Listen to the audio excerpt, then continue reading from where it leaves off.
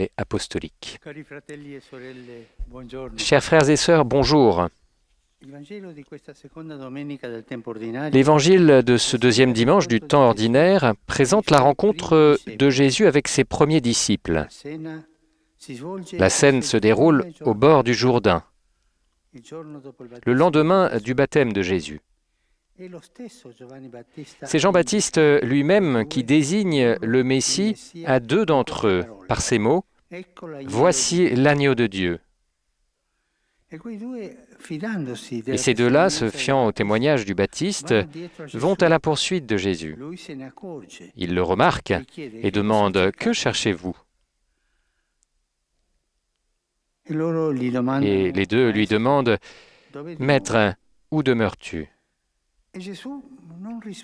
Jésus ne répond pas « J'habite à Capharnaüm ou à Nazareth », mais dit « Venez et vous verrez ». Ce n'est pas une carte de visite, mais une invitation à une rencontre. Les deux le suivent et restent avec lui cet après-midi-là. Il n'est pas difficile de les imaginer assis, lui posant des questions et surtout l'écoutant, en sentant leur cœur se réchauffer au fur et à mesure que le Maître parle. Ils ressentent la beauté des mots qui répondent à leur plus grande espérance. Et soudain, ils découvrent que le soir tombant autour d'eux,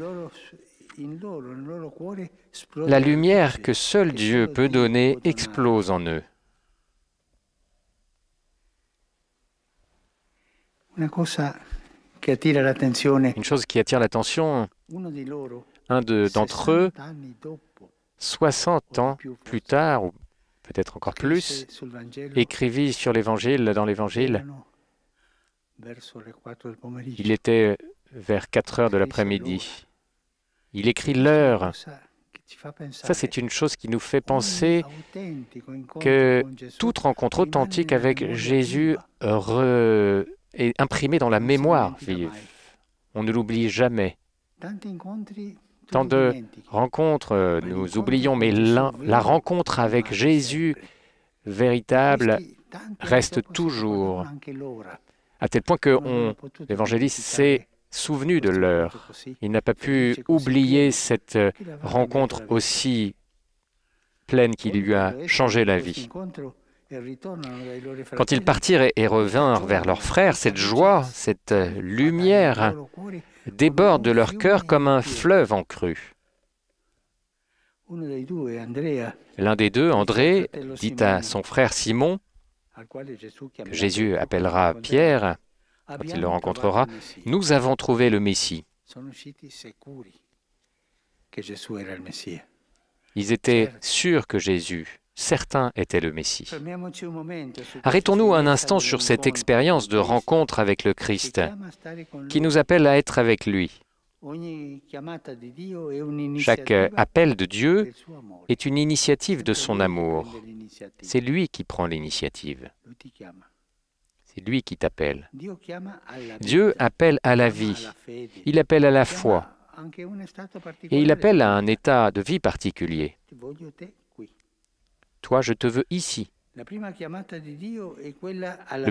premier appel de Dieu est celui à la vie, par lequel il nous constitue en tant que personne. C'est un appel individuel, car Dieu ne fait pas les choses en série. Ensuite, Dieu nous appelle à la foi et à faire partie de sa famille, en tant qu'enfants de Dieu. Enfin, Dieu nous appelle à un état de vie particulier, à nous donner nous-mêmes par la manière, à travers le mariage, à travers la vie sacerdotale ou la vie consacrée. Ce sont des manières différentes de réaliser le plan de Dieu que Dieu a chacun de nous, qui est toujours un plan d'amour. Et Dieu appelle toujours. Et la plus grande joie de chaque croyant est de répondre à cet appel, de s'offrir tout entier au service de Dieu et de ses frères et sœurs. Frères et sœurs, Face à l'appel du Seigneur qui peut nous parvenir de 1000 façons différentes, même à travers des personnes ou des événements, aussi bien heureux que tristes, notre attitude peut parfois être celle du refus, non, ou la peur.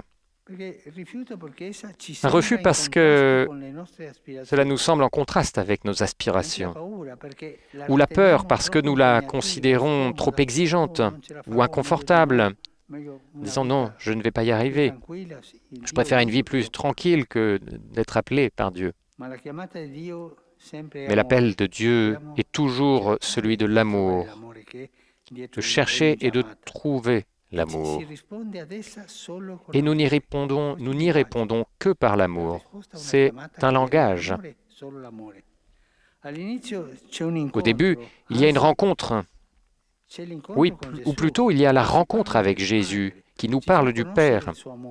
Il nous fait connaître son amour. Et puis le désir de le communiquer aux personnes que nous aimons surgit spontanément en nous aussi. J'ai rencontré l'amour, j'ai trouvé le sens de ma vie, j'ai rencontré le Messie. En un mot, j'ai trouvé Dieu. Que la Vierge Marie nous aide à faire de notre vie un chant de louange à Dieu, en réponse à son appel et dans l'accomplissement humble et joyeux de sa volonté. Mais souvenons-nous de cela, chacun de nous dans sa vie, il y a toujours un moment où Dieu s'est fait présent de manière plus forte avec un appel. Souvenons-nous de cela. Souvenons-nous de ce moment-là, parce que la mémoire de ce moment nous renouvelle dans la rencontre avec Jésus. La prière de l'Angélus.